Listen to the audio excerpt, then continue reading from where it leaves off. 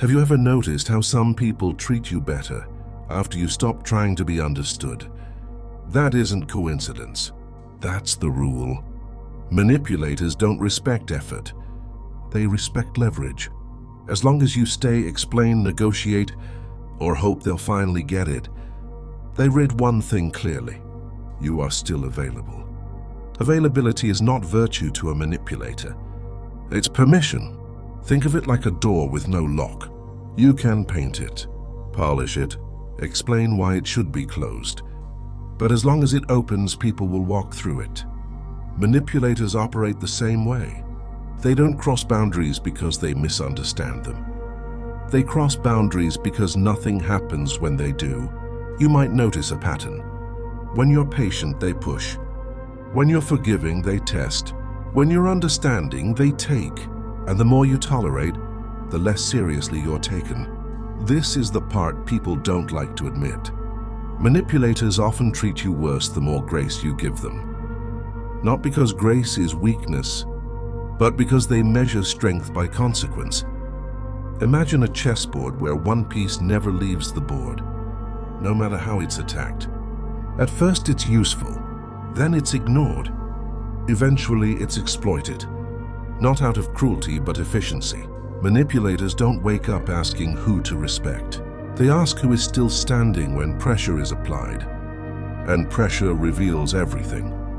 As long as you stay in the game trying to fix things, you confirm their belief that you'll always absorb the cost.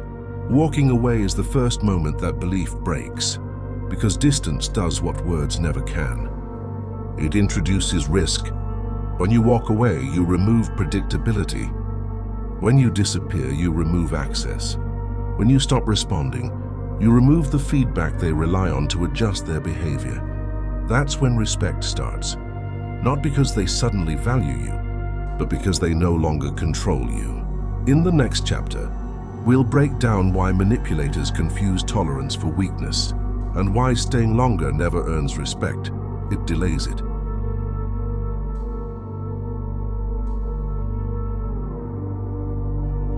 Have you ever noticed that the more patient you are with someone, the more careless they become with you? That isn't bad luck. It's how manipulators interpret tolerance. Most people believe respect is earned through consistency, kindness, and understanding. Manipulators don't. They earn respect through limits. To them, patience isn't strength. It's a buffer they can lean on. Forgiveness isn't maturity. It's proof they can go further next time. Think of tolerance like elastic. The first stretch feels harmless. The second stretch feels manageable. But the material is quietly weakening. Manipulators don't test boundaries once. They test them in increments. A small violation, then another, then something slightly worse. And every time you stay, explain, or rationalize their behavior, you teach them where the line isn't. This is why staying calm rarely earns respect in toxic dynamics. It earns access. They don't see your restraint as discipline. They see it as an absence of consequence. Picture a speed limit with no cameras, no tickets, no enforcement. At first, people follow it out of habit, then curiosity, then efficiency takes over.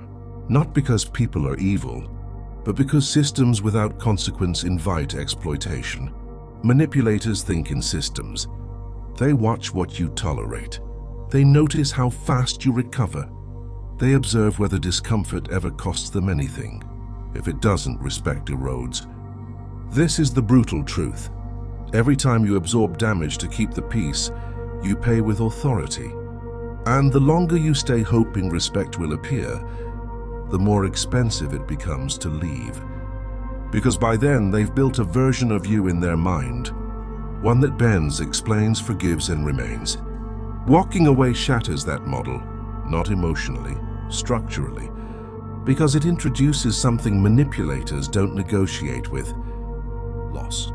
In the next chapter, we'll talk about why arguing never restores respect, and why explanation actually strengthens manipulation instead of stopping it.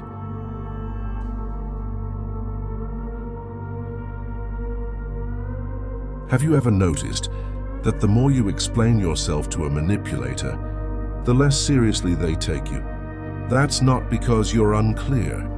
It's because explanation shifts the balance of power. To a manipulator, explanations are not clarity. They are leverage.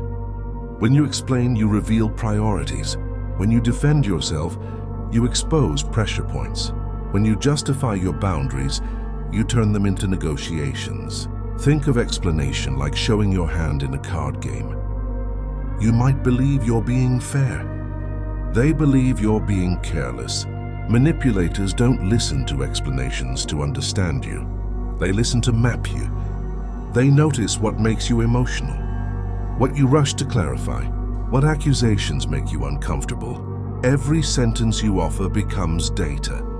This is why arguments with manipulators feel endless.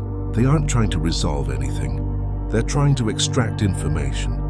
Imagine arguing with someone who secretly controls the rules of the conversation. They can accuse without evidence, shift topics mid-sentence, redefine words after you use them, and every time you respond seriously, you validate the game. Here's the hard truth. People who respect you don't require long explanations to honor boundaries.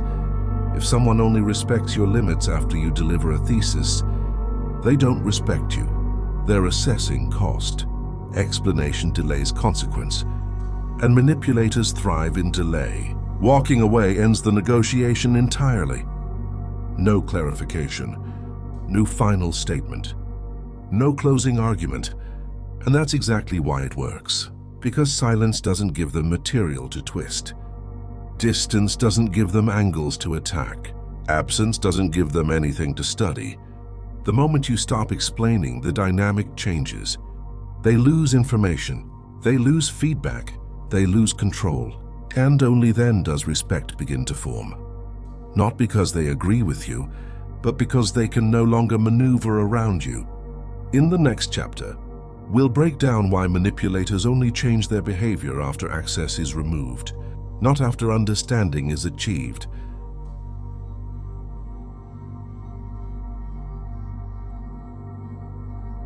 Have you ever noticed that people only start respecting you the moment you're no longer reachable? That reaction isn't coincidence, it's calculation. Manipulators don't change because they understand you. They change because something they relied on disappears. You can communicate clearly. You can stay calm. You can explain your boundaries with perfect logic. And none of it matters if access remains intact. To a manipulator, access is not connection. It's control potential. As long as they can reach you, they believe influence is still possible. As long as they can provoke a reply, they believe the door is still unlocked. That's why the tone shifts after distance appears, why apologies surface late, why self-reflection magically arrives once you stop engaging. It isn't growth. It's damage control. Think of access like oxygen in a sealed room. You don't notice it while it's flowing. You don't value it while it's unlimited. But the moment it's restricted, behavior changes fast. Manipulators operate the same way. They don't respond to reason. They respond to restriction. The instant you remove access without speeches, warnings, or final explanations, you force them into a position they hate. They have to reassess.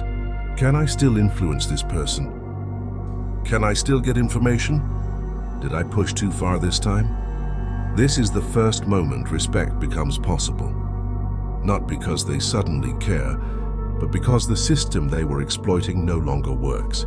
And if this perspective feels familiar, if you felt the shift the moment you stopped being available, you're already aligned with what I call the silent regime. It's not about being cold. It's about being unreachable to manipulation. If this way of thinking resonates, consider subscribing. This channel breaks down power dynamics without noise and shows how to exit them without losing yourself. In the next chapter, we'll examine what happens inside the manipulator, the moment access is cut, and why disbelief always comes before respect.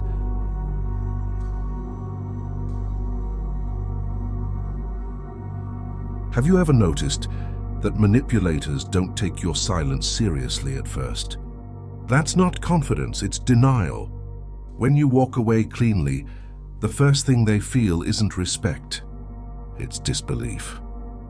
Because manipulators don't see relationships the way you do. They see systems, patterns, predictable loops, and in their experience, people always come back. They come back to explain. They come back to soften the exit. They come back to restore harmony. So when you disappear without ceremony, the manipulator assumes one thing. This is temporary. They tell themselves stories. You're emotional. You'll cool off. You'll realize this is extreme. They don't panic because they don't think the game is over. They just think it's paused. That's why early silence often feels ignored. Not because it didn't land, but because they believe time is on their side. They expect a re-entry point, a moment of doubt, a crack, and this is where many people fail. They mistake disbelief for indifference and rush back in to clarify, to close things properly, to be mature. But that return confirms the manipulator's worldview. Everyone comes back. When you don't, something shifts. Days pass, then weeks. Then silence becomes a pattern, not a mood. This is when disbelief turns into discomfort. They start checking old messages, replaying conversations, recalculating where they misread you. Because what they can't tolerate isn't rejection, it's unpredictability. They don't know if you're angry. They don't know if you've moved on. They don't know where they stand, and not knowing is destabilizing. Respect doesn't appear here yet, but the conditions for it are forming. Because for the first time, they're forced to accept a possibility they avoid at all costs, that you didn't walk away to make a point. You walked away because you were done. In the next chapter, we'll break down what happens when disbelief finally collapses, and why manipulators often react too late in ways that permanently cost them respect. When manipulators realize you're gone for good, they get very careful. Not emotional, not dramatic, careful. This is the phase people misread. They expect anger. They expect desperation. They expect some kind of outburst that confirms victory. Instead, everything slows down. The messages stop. The tone neutralizes. The energy pulls inward. This isn't growth, it's assessment. Manipulators are reckless only when they believe they're safe. Once they understand the loss is real, they stop improvising. Because now every move carries risk. They know you're no longer reachable, no longer correctable, no longer invested in how they feel about you. And that changes the calculus. They become restrained in ways that feel unnatural, suddenly polite, suddenly measured, suddenly respectful, not because they respect you, but because they don't want to confirm what you might already see clearly. They stop pushing boundaries, stop provoking reactions, stop testing limits. Instead, they watch. They observe how others treat you, how you move without them, how the absence holds. This is where their behavior becomes revealing. They don't ask what they did wrong. They don't seek repair. They don't reflect out loud. They monitor outcomes. What access is permanently gone? What reputation damage exists? What influence can still be preserved elsewhere? That tells you everything you need to know. Because remorse looks like accountability. This looks like containment. They aren't trying to make things right. They're trying not to make things worse. And the restraint itself is the admission. They now see you as someone who cannot be pressured back into position. Someone who exits without negotiation. Someone who doesn't need the last word. This is the first time they move around you instead of through you. Not respect, but recognition. In the next chapter, we'll look at why this restraint never lasts, and what manipulators do when they realize caution alone won't restore control.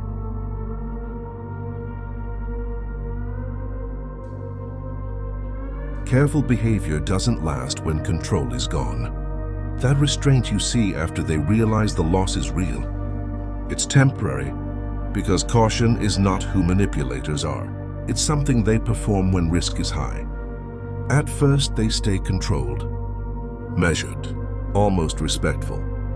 They believe if they move slowly enough, carefully enough, the situation might stabilize. But time works against them. Silence doesn't soften them, it pressurizes them. They're forced to sit with uncertainty, with unanswered questions, with the possibility that their influence is permanently gone. And eventually that pressure leaks. This is when the mask slips one last time. It's subtle at first, a comment that doesn't need to be made, a passive remark meant to be noticed, a reminder of their importance slipped into conversation.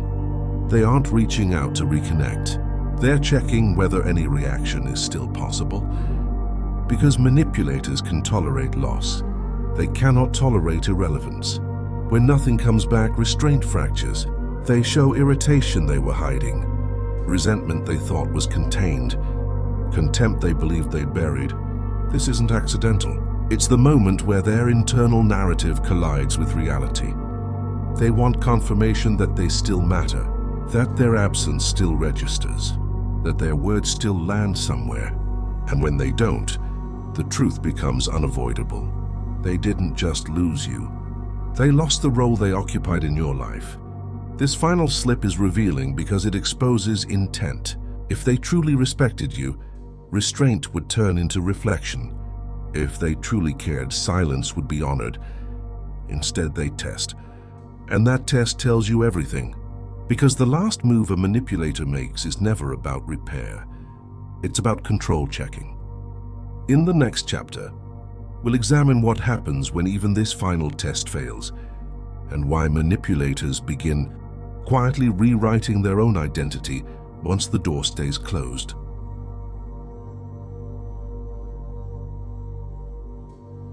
When manipulators finally accept that you're not coming back, something in them collapses quietly, not emotionally, structurally. This is the moment they stop trying to reach you, not because they've grown, but because they've run out of angles. Up until now, everything they've done has been about re-entry, testing, probing, checking whether silence was permanent or negotiable. But when no response ever comes, the reality settles in. They weren't ignored. They were removed. And that distinction matters. Being ignored suggests relevance. Being removed suggests finality. This is where manipulators experience a loss they don't talk about. They lose certainty. They no longer know how you see them, how you remember them, how much damage they caused. And not knowing is unbearable to someone who survives on managing perception. This is why they stop reaching out altogether, not out of respect, but because further contact only confirms what they're trying to avoid, that they misjudged you. They begin rewriting the story internally. They tell themselves you were too sensitive, difficult, unreasonable, not to insult you, but to protect themselves from a harder truth, that they pushed until something broke they can't fix. This is where regret fully takes shape. Not regret for hurting you, regret for choosing the wrong target. Because your silence didn't just end the relationship, it exposed the limits of their influence. They now understand something they never wanted to learn. There are people you can't manipulate forever. There are boundaries you don't see until they close behind you. And there are exits that don't reopen. This realization doesn't make them kinder. It makes them cautious. They carry it forward into other relationships, testing earlier, withdrawing faster, trying harder to spot resistance before it costs them again. And that's the quiet consequence. You don't get an apology. You don't get closure. What you get is permanence. In the next chapter, we'll talk about what this means for you, why walking away this way doesn't harden you, and why it's the only ending that preserves your power.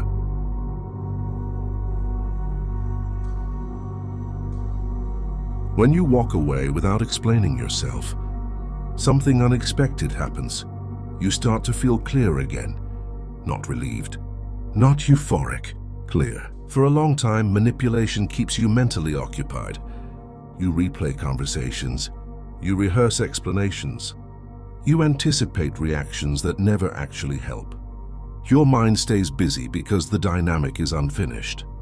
Walking away ends that noise, not immediately, but decisively. At first, the silence feels unfamiliar. You notice the absence of tension before you notice peace. You stop checking your phone out of habit. You stop bracing for the next interaction. And slowly your attention returns to you.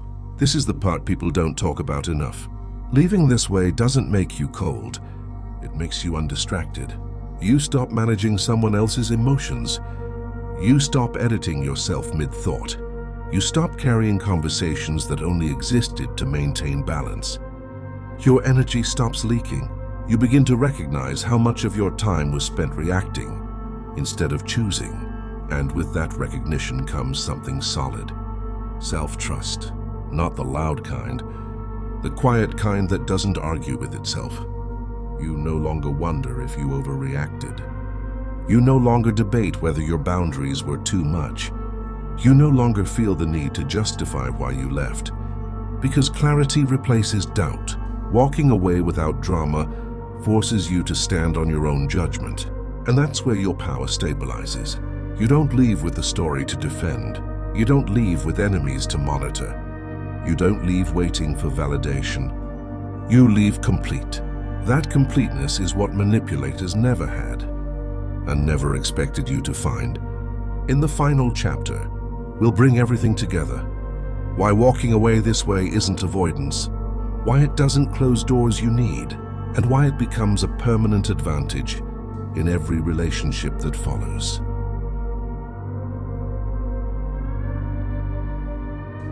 When manipulators finally respect you, it's never because you stayed, it's because you left.